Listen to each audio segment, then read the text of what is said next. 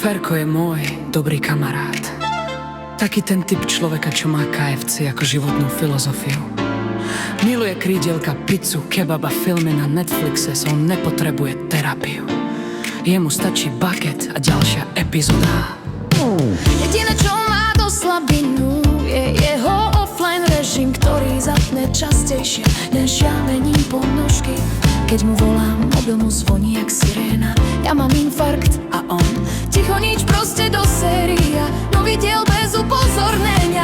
Ignorovanie hovorov je moja emo smrť. Fakt ma to zabíja viac než koniec dobrej sérii. Empatia je u ňo občas ako Wi-Fi na chate. Slabá alebo úplne zmizne. Ale inak je to super chlap, čo má chill DNA. A keď ideme na chatu na Silvestra, to je náš spoločný legendárny update roka. Vypijeme, zjeme, pozrieme film, zasmejeme sa a neriešime nič. Lebo aj keď je Ferko občas dosť, priateľstvo s ním je navždy premium verzia bez reklám. A Ferko, ak to čítaš, nikdy mi prosím nehovor, že si sa stal huňačom. To by bol najhorší plot twist v dejinách Netflixu a ja by som to psychicky nedal.